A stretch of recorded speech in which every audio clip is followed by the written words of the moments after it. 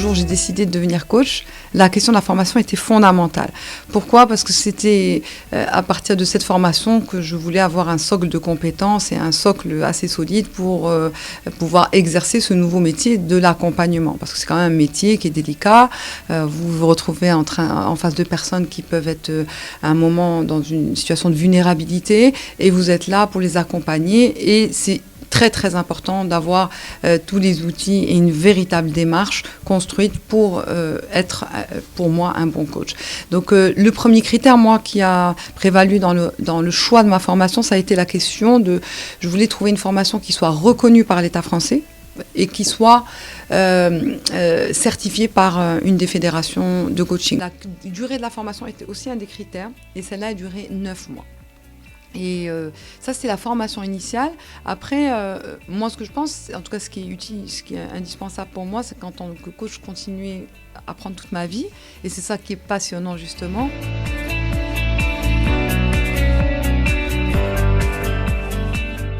Quand on est dans une situation d'inconfort qui dure et qu'on n'arrive pas à gérer par soi-même ou par des différents moyens qu'on a utilisés.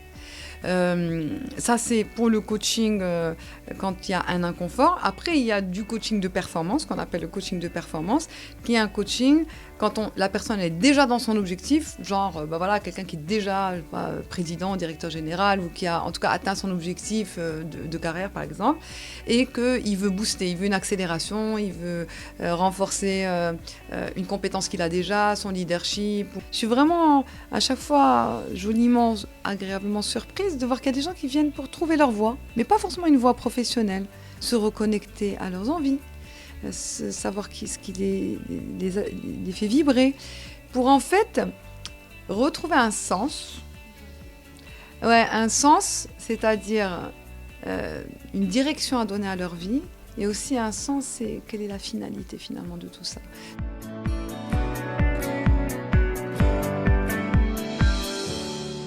Le coaching, il ne se substitue absolument pas ni à une psychothérapie, ni à une prise en charge psychiatrique, évidemment. Pour moi, c'est vraiment quelque chose de très complémentaire. Pour avoir été en thérapie pendant des années, pour moi, c'est vraiment quelque chose qui est vraiment très complémentaire, dont la particularité, c'est d'être orienté vers le futur, une formulation positive de ses objectifs, un côté très pragmatique où en fait le coaché est accompagné à prendre des décisions. Alors, le coaching favorise la prise de conscience de ses propres mécanismes, de ses ressources, etc.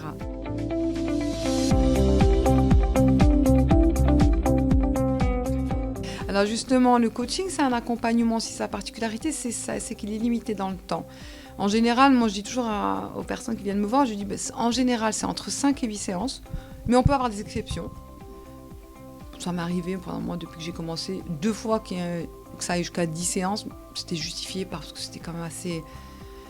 Les circonstances l'obligeaient, mais après la 10 séances, c'était fini, la 10e séance. Donc c'est quelque chose qui est vraiment cadré dans le temps. Et inversement, il y a des gens, 3 séances, c'est fini.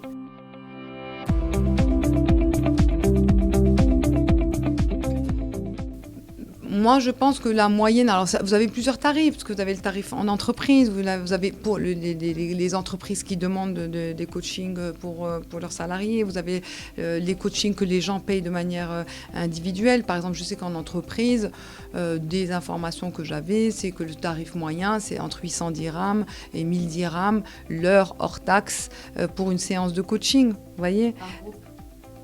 Individuel. Non, parce que je vous parle du coaching individuel. Et que par contre, le coaching collectif, qui est un coaching de groupe, ça va être plutôt, je ne sais pas moi, 5 000, 8 000 dirhams. Mais je n'ai pas envie de vous dire des choses que je ne maîtrise pas. Je vous dis juste que j'ai lu récemment, que j'ai lu les rares informations que j'ai pu dénicher dans la presse.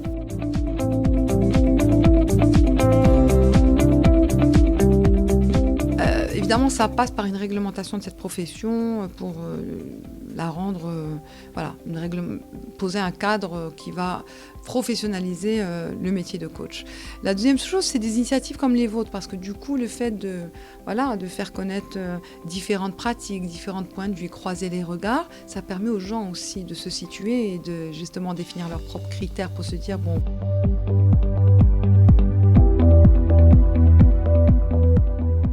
On est coach coach marketing, on est coach spirituel. En fait, vous avez du coaching à toutes les sauces. Et du coup, c'est vrai que c'est compliqué de s'y retrouver.